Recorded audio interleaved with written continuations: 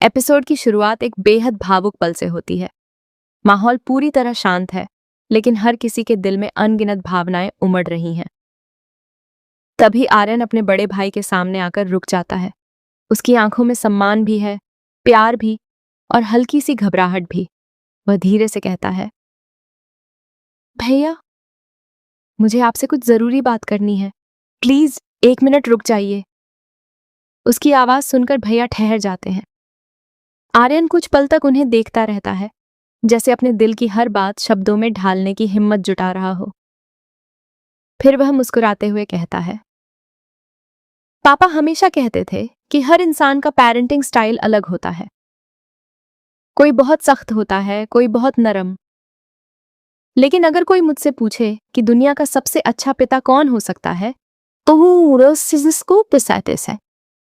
मेरा जवाब हमेशा आप होंगे।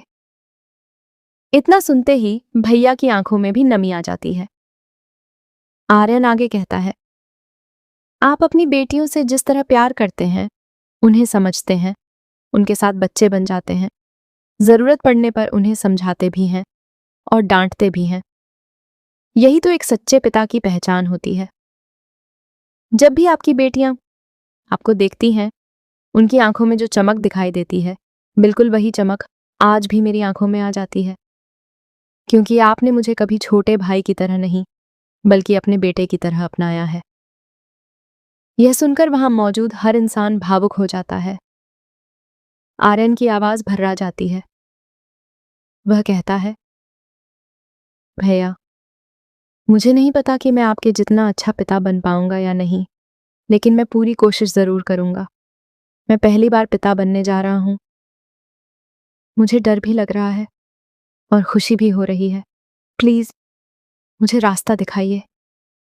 भैया हल्की मुस्कान के साथ उसके कंधे पर हाथ रखते हैं और कहते हैं, अपने बच्चे के लिए क्या करना है, यह मैं नहीं बता सकता, क्योंकि हर बच्चा अलग होता है और हर सफर भी अलग होता है।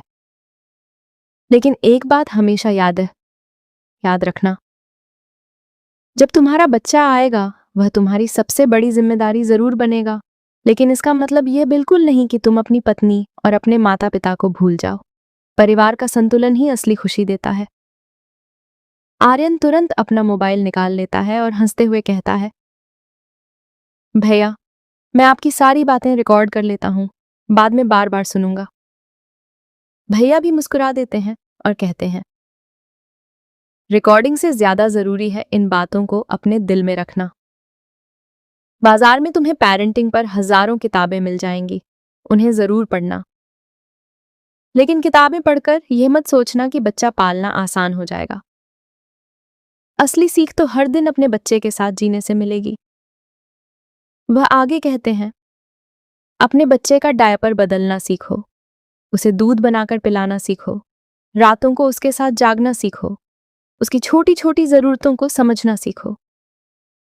जितना ज्यादा समय तुम अपने बच्चे के साथ बिताओगे, उतना ही वह तुम्हारे करीब आएगा और तुम पर भरोसा करेगा। इतना सुनकर आर्यन की आंखों से खुशी के आंसू निकल पड़ते हैं। तभी माहौल थोड़ा हल्का करने के लिए भैया हंसते हुए कहते हैं, वैसे पता है, जब तुम छोटे थे, तुम बंदर की फोटो देखते ही चुप हो जाते थे। आर्यन हैरान होकर कहता है, क्या सच में? भैया हंसते हुए जवाब देते हैं, यकीन नहीं है तो चाची से पूछ लेना। और आज भी अभीरा प्यार से मायरा को मंकी बुलाती है। दोनों जोर से हंस पड़ते हैं। फिर भैया मजाक में कहते हैं, लेकिन सच कहूं, बचपन में तुम खुद भी छोटे बंदर से कम नहीं थे। हर वक्त मेरे कंधों पर चढ़े रहते थे। अब आर्यन खुद को रोक नहीं पाता। वह अपने बड़े भाई को गले लगा लेता है और भावुक होकर कहता है, थैंक यू भैया, मेरा बचपन इतना खूबसूरत बनाने के लिए, हर मुश्किल में मेरी ढाल बनने के लिए, इतने दिनों बाद मुझसे फिर से दिल खोलकर बात करने के लिए, और सबसे बढ़कर मुझे हमेशा अपना बेटा समझने के लिए। दोनों भाइयों का यह भावुक मिलन पूरे परिवार की आंखें नम कर देता है। लेकिन उन्हें बिल्कुल भी अंदाजा नहीं होता कि कुछ ही देर बाद उनकी जिंदगी में ऐसा तूफान आने वाला है जो उनकी हर खुशी को खतरे में डाल देगा। दूसरी तरफ कुछ लोग चुपचाप एक नई साजिश की तैयारी में जुट चुके हैं। उनका अगला निशाना होगा अभीरा, अरमान और पूरा पोद्दार परिवार।